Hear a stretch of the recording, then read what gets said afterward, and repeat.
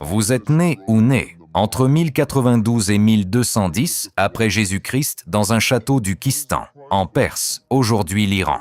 Ça a l'air cool, non? Eh bien, pas vraiment. Le timing était catastrophique. Votre famille est, bien sûr, ravie. Le 7e jour, vous avez même reçu le nom de votre grand-père. Cet homme est mort au combat il y a bien longtemps. J'espère que ce n'est pas un mauvais présage. Mais en parlant de bataille, on est en quelque sorte au cœur d'une seule. Il s'avère que le château où vous êtes né était, oui, assiégé pendant des mois. L'ennemi est dehors, et il n'est pas venu prendre le thé. Votre père et vos oncles sont là-bas, au front, à se battre pour leur survie. Mais bon, ta naissance leur offre un petit répit. C'est probablement la dernière bonne nouvelle qu'ils entendront avant longtemps. Après le baptême, oui, retour à la mort. La vie à l'intérieur du château est vraiment nulle. Personne n'y entre, personne n'en sort. Nous n'avons presque plus de nourriture. Bon courage pour trouver de l'eau. Ce qui reste est incroyablement cher. Si vous n'êtes pas riche, vous êtes probablement déjà mort ou, vous savez, au menu. Oui, il y a des rumeurs de cannibalisme. Rien n'évoque mieux les joyeux souvenirs d'enfance que de se demander si l'oncle Rick compte vous frotter avec du sel et du poivre au fil des saisons. À 7 ans, le siège prend enfin fin. Les Seldjoukides sont vaincus et votre père survit. Mais il a perdu un bras. Mais bon, survivre, c'est survivre, non? Ça pourrait être pire. Tu pourrais finir en repas. Bien sûr, cette année passée dans un château affamé, ça marque. On ne se contente pas de détester les Seldjoukides. On les hait profondément. Une haine telle que « ils ont gâché mon enfance ». Et vous n'êtes pas seul. Il s'avère que vous avez un frère aîné et vous êtes tous deux profondément traumatisés par cette situation. Mais il ne s'agissait pas seulement de jeûner et de prier pour que vos parents ne meurent pas. Les adultes ont veillé à ce que vous appreniez certaines choses, lire, mémoriser la doctrine islamique et bien comprendre votre identité. Nazari, un Israélien traqué par tous. On vous parle de Sedna Hassan Isba, qui s'est emparé du château d'Alamoud, et vous dites que c'est maintenant à votre tour de défendre sa cause. Et franchement, tu es prêt. Avant même d'être assez âgé pour comprendre à quoi sert une épée, tu as déjà décidé de t'en servir. À notre époque, il n'y a plus de place pour les paroles. C'est simple, tuer ou être tué. Ton frère pense pareil. Un soir, vous vous asseyez tous les deux avec vos parents et vous leur dites « Nous rejoignons le combat ». Votre père, fier, a perdu son bras, mais a trouvé 2 fils prêts à terminer ce qu'il avait commencé. Ta mère, horrifiée. Je suis presque sûr qu'elle a vu tes entrailles se répandre dans une vision ou quelque chose comme ça. Mais ici, les sentiments n'ont aucune importance. C'est votre devoir. Et une fois que vous l'aurez compris, il n'y aura plus de retour en arrière. À 9 ans, un groupe de guerriers débarque à votre château et ils n'étaient certainement pas venus avec des provisions. Non, ces gars-là recrutent des garçons pour une unité spéciale de l'armée israélienne, les Nazaréens. Vous, votre frère et quelques autres enfants êtes choisis. Et voilà, votre enfance est officiellement terminée. Félicitations. Vos parents sont désespérés. Mais que peuvent-ils faire? C'est pour le bien commun, quoi que cela signifie. Le bien commun a la fâcheuse habitude d'enlever les enfants. Prochaine étape, le château d'Alamut. Si vous n'en avez jamais entendu parler, sachez simplement que c'est ici. Le quartier général militaro-politique Missouri-Israël est en quelque sorte un lieu où entrent des enfants et où sortent des meurtriers. Des garçons venus des 4 coins d'Israël sont amenés ici. Et dès le premier jour, on leur inculque la même chose. L'islam, la loyauté et l'idée même de sacrifice. Tu as 9 ans, tu ne comprends pas vraiment, mais bon. Tu serais prêt à mourir pour la cause, n'est-ce pas? N'est-ce pas? Une semaine plus tard, il révèle ce qu'est réellement une unité spéciale. Vous n'êtes pas de simples soldats. Vous êtes des Fedayens, ou, comme le murmurent les étrangers, des Hachishines, des meurtriers, des ombres. À partir de maintenant, tout change, y compris votre façon de vous habiller. Armure lourde, couleur vive, oubliez ça. On vous fournit de simples tuniques sombres conçues pour vous fondre dans la foule. Une ceinture en tissu maintient votre lame. Des bottes en cuir souple assurent le silence de vos pas. La capuche est simple et discrète. Vous pouvez baisser le niveau de surveillance à tout moment si quelqu'un vous observe de trop près.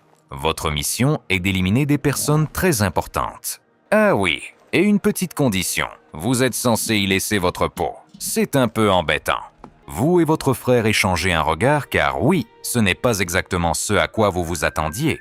Mais personne ne se plaint. Alors, l'entraînement commence. D'abord, il vous brise physiquement. Vous courez sans cesse jusqu'à ce que les montagnes vous paraissent un simple exercice physique. Puis viennent les escalades. Montagnes, arbres, remparts de châteaux. Rapides, silencieux, comme une ombre. C'est cruel. Certains enfants n'y survivent pas. Et quand je dis « ne survivent pas », je veux dire qu'ils meurent littéralement à l'entraînement. Mais toi, tu survis. Et ton frère aussi. Car s'il y a bien une chose que vous savez tous les deux faire à ce stade, c'est ne pas mourir. Du moins pour l'instant. Après 1 an de ce cauchemar, on vous remet enfin une arme. Vous faites la connaissance de votre nouveau meilleur ami, le jambilla, un poignard incurvé conçu essentiellement pour s'approcher de trop près de quelqu'un. Si vous réussissez à la faire pivoter, cela signifie que vous êtes suffisamment prêt pour sentir le dernier souffle de votre cible. Croyez-moi, c'est exactement comme ça que les assassins opèrent, de près, en silence et de façon définitive. Mais être un tueur, ce n'est pas seulement écraser des gens, non. On apprend aussi à se fondre dans la masse, à devenir invisible, littéralement n'importe qui, n'importe où. On vous enseigne des langues, des religions, des coutumes, des choses dont vous ignoriez même l'existence. Une semaine, vous faites semblant d'être un marchand, la semaine suivante, un moine errant. En résumé, vous devenez ce qui vous rapproche de votre objectif. 10 ans, c'est la durée. À la fin, vous et votre frère êtes prêts, non seulement à tuer, mais à mourir. Il n'y a nulle part où fuir, aucune échappatoire. Confirmez le meurtre. La suite importe peu. Le paradis est assuré. Puis vient le jour qui le prouve. Un matin, le grand maître, ce même homme, vous appelle tous au sommet de la montagne. Il prétend que c'est un test de loyauté. On sait que c'est mauvais signe quand quelqu'un utilise les mots « test » et « sommet » dans la même phrase. Il choisit 3 élèves au hasard. Tu as de la chance. Ton frère est l'un d'eux. Vous sentez votre estomac se nouer, mais vous restez silencieux. Le grand maître commence à citer des textes sacrés sur le devoir, le sacrifice, le paradis, des choses que vous avez entendues d'innombrables fois, mais cette fois-ci, elles semblent réelles. Puis il donne l'ordre. Saute, sans hésiter. Ton frère ne se retourne même pas. Il saute aussitôt avec les autres. Le bruit de leur chute au sol est inoubliable. C'est juste ce plop écœurant qui résonne sur les rochers. Ils sont morts. Tu ne pleures pas. À quoi bon? Il a sa place au paradis. Mais bon sang, tu vas regretter son sourire idiot.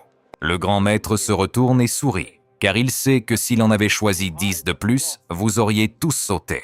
Sur ce, il déclare l'entraînement terminé. Pas le temps de s'apitoyer sur son sort, et vous n'en auriez certainement pas envie. Vous recevez immédiatement votre première mission, infiltrer le château Seldjoukide et attendre les ordres. Et franchement, vous êtes aux anges. Vous rêviez de ce moment. Tuer un Seldjoukide n'est pas une mission, c'est un cadeau. C'est la première fois que vous vivez parmi des non-israélites. Des visages inconnus, des coutumes étranges. Mais vous y avez été préparé. S'adapter ou périr, pas vrai. Alors on se fond dans la masse. Facile. Votre couverture, parfumeur sur un marché Seldjoukide. Franchement, tu t'en sors plutôt bien. Vendre des huiles de luxe à des gens qui te mépriseraient, s'ils savaient qui tu es vraiment. Tu souris. Vous comptez vos pièces, mais rien ne semble correct. 6 mois plus tard, le message arrive enfin, transmis par le réseau d'espionnage de Nazari qui infiltre discrètement tout le territoire Seldjoukide. Votre première véritable mission. Votre cible est un prince Seldjoukide. Jeune et influent, il milite activement pour des politiques anti-israéliennes. S'il persiste, votre peuple souffrira. C'est simple, jusqu'à ce qu'on lise la fin. Courir après avoir tué? Courir? Sérieusement, tu es un Hashishin, tu ne devrais pas courir. Tu tues, tu meurs. C'est la règle. Cet ordre semble injuste, mais c'est un ordre. Vous ne travaillerez pas seul.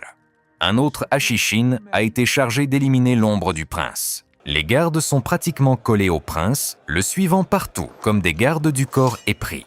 Vous commencez tous les deux à observer. Des semaines passent avant que vous ne remarquiez un point faible. Tous les jeudis, le prince flâne au marché.